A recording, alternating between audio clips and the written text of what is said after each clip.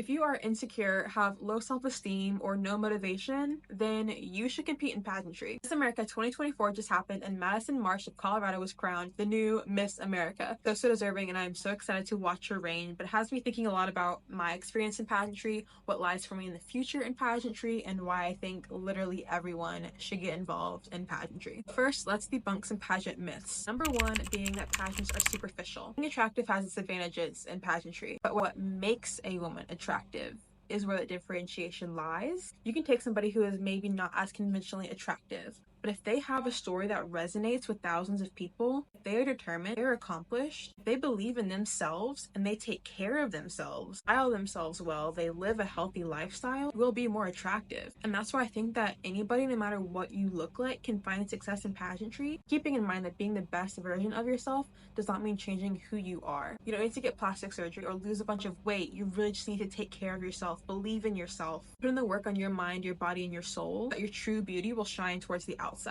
Myth number two, that pageants pit women against each other. There is no bond like the bond that you have in pageantry. You call the women that you're competing with your sister queens, which I think is so cute. Sister queens, like, that's iconic. So a pageant is anywhere from a weekend to a week to 3 weeks long if you're at some intense international pageant, which none of these are very long in the scheme of things, but what you go through, the intensity of the length of your pageant, you have no choice but to bond with the people that you're competing with. Two, you're probably like-minded people. If you're going to compete in a pageant, you probably have similar goals for yourself and for your future. Probably all have a servant's heart if you want to go into a life of volunteerism. So you have those kinds of things in common with somebody, you're gonna become friends. And yeah, there's a couple of girls who get too competitive. You're going to have that. But honestly, to be a pageant queen, you have to be kind. You have to be selfless. Your crown is not for you to uplift the community around you. And that is no place for any mean girl to lie. The judges can see through that. The girls you're competing with will see through that. And yeah, there's some competitive girls out there, but that does not speak for the whole of pageantry. And myth number three, that pageant girls are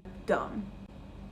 Pageant girls are the most accomplished, intelligent, and motivated women out there. The last pageant I competed in, I was literally competing with somebody who was on Forbes 30 under 30 list. Madison Marsh, who just won Miss America, won the Truman Scholarship, is going to Harvard, and graduated from the U.S. Air Force Academy. Pageant girls are business owners. They are D1 athletes. They are doctors. They are attorneys. Pageant girls are powerful, powerful women of a very high caliber. Now that we've gotten those myths out of the way, here's a little bit about how I got involved in pageantry. I grew up with debilitating shyness. My parents, my teachers were very concerned about me and what I would be able to become in my life. I was that shy. When I was 13, I received a letter in the mail saying that I've been recommended to compete in this pageant. I was like, oh, somebody saw me at the mall and tracked me down to recommend me to compete in this. And so I went to this open call, which is basically an information session about the pageant, where I found out that everyone got those letters saying they'd been recommended to compete in the pageant. Whatever. This open call, though, they talked a lot about how pageantry can really help you grow confidence. The first pageant system I ever did, National American Miss, their motto is growing confidence. Of course, that caught my mom and I's attention, and so my mom really supported me in wanting to pursue pageantry. At my first pageant, though I had no experience, shy, scared, out of my mind, I thought I was gonna win. Really, really thought I was going to win the first pageant that I ever competed in. Literally so scared. My mom said that she could see me visibly shaking on stage. I felt like such a fish out of water. I was surrounded by these girls who were my age, also 13, but who had so much more confidence, who were so far less awkward than I was, who were so unafraid to do public speaking and to walk on stage in heels and carry themselves with so much grace. I was like, what is going on here? What am I doing with my life and myself? But these girls who are my age have that much confidence. So at this pageant, I walked away without a single trophy, just a little participation trophy. Did not make top 10. No, I was devastated. And after crying for about 2 weeks after that first pageant, I had to give a presentation in school. And I realized I was not as scared to give a presentation in front of my class as I had been before competing in that pageant, and that really made me think about what the pageant experience had done for me. There were 3 phases to my first pageant, and that was interview, introduction, and formal wear. Interview and formal wear I feel are pretty explanatory. The introduction was where you had to do a public presentation speech, speaking about yourself in a cutesy little way. Something about wanting to be a fashion designer, throw in a couple of puns about fashion, and yeah, that's what I did. That act of public speaking in front of the judges, people who were literally there to judge you, made me so much less scared to then go and give a presentation in front of my class. I was like, that's no biggie. Upon that realization, it made me want to do another pageant, because I was like, hey, if I can grow this much from doing this one pageant, even though I didn't win, maybe there's still something in pageantry that lies beyond just winning the crown. I competed that following year, and I went from walking away with absolutely nothing to making top 5 and walking away with the most optional trophies. From not even making the top 10 to making the top 5. Huge jump. Confidence after that point soared. I started volunteering weekly. I took my grades so seriously. I took care of myself. I started working out. I dressed better. I did my makeup better. I had more confidence in school. I made it my goal every single day that I was going to do something outside of my comfort zone. Times that was ordering for myself at a restaurant because I was still scared to do that. Sometimes it was talking to somebody new. Sometimes it was trying a new food. I mean, really, like anything where I would have any hesitation before, I made it my goal every day. I'm going to push myself a little bit harder, a little bit harder. And that was when I really saw the benefits that pageantry had. You learn so many priceless transferable skills. I had to know myself so well. You do not know what you are going to be asked in the interview room. You have to know yourself so well. You're prepared to answer anything on any topic, give your story in a way that resonates with others. Formal wear. I had to know how to walk in heels. But more than that, I had to know how to carry myself with grace and poise. For introduction, really honing in on those public speaking skills and being unafraid of the judges in front of me, being unafraid of anybody who could judge you in life, period. Because you have to be the best version of yourself. I see so many self-help YouTube videos out there these days about being the it girl, self-love, all those sorts of things, that it can be so hard to do when you're on your own trying to figure it out.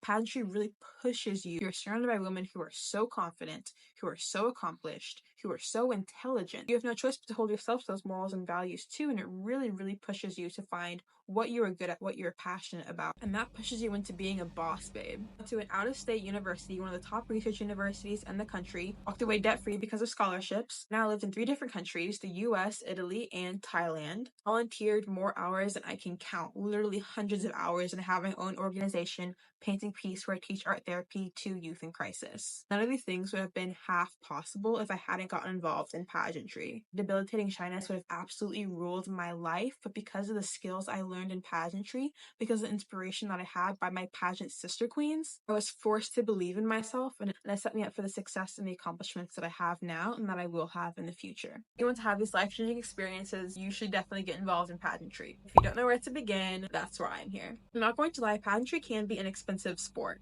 I consider it a sport. You can do a lot of fundraising for it. I once raised almost $1,000 for a pageant by going around to local businesses. It prepares you for that pageant because you're getting used to rejection. You're getting used to talking to people that you're scared to talk to. You're getting used to getting out into your community and building a network of people. Go to car dealerships, local restaurants. If anyone in your family owns a business, ask for sponsorships with Unabandoned, because the worst they can say is no, and it's only helping you prepare for the competition. There's this amazing app, Queenly, where you can get a secondhand dress to help alleviate some of those costs as well. Now, as for what pageant to compete in, there are so many different systems. This is what I did first. My first pageant was National American Miss. I think that this is an amazing first pageant system because it is built on providing you the life skills I've talked about already. I think it is a perfect place to get started if you haven't competed in a pageant before. There's also bigger systems like Miss America and Miss USA. They are not the same thing. The differentiation between the two is Miss America has a talent and Miss USA has a swimsuit competition. If you're not comfortable in a swimsuit on a stage, maybe don't compete in Miss USA. If you have an amazing performing arts talent,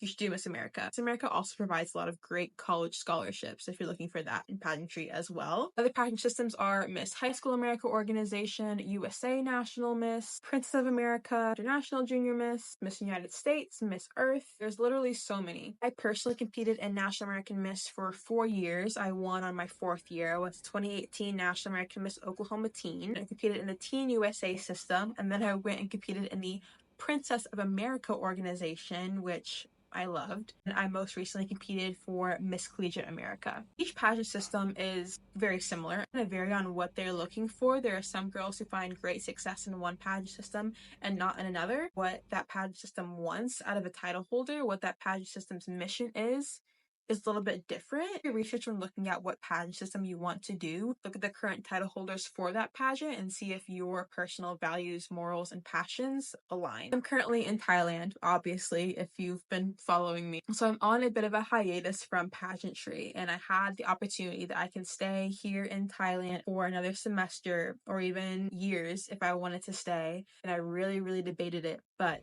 I just feel like I'm meant to come back and compete in pageantry while I'm still young enough to do so. I'm 22. A lot of pageant systems you age out of at 24 or 25. I just want to make the most of my prime pageant competing years. So I don't know what state I'm going to move to. It depends on whatever state I get a job in when I get back to the States. Whatever happens, wherever I go, I'm making it my goal to compete in a pageant this summer. And when a pageant girl makes a goal, she achieves that goal. So I will be competing in a pageant this summer. Mark my words, I'm putting it out there into the world right now so you can hold me accountable. I want to go back to National American Miss because that was my first pageant system. It is where my heart is, and I would really, really love to go back and compete as a Miss. Competed as a teen, to go back as the oldest age division because I think that would really mean a lot to me, really round out my pageant journey in terms of self-growth. I owe who I am to National American Miss because they believed in me before I believed in myself. It's a little bit about my pageant journey, why you should be involved in pageantry.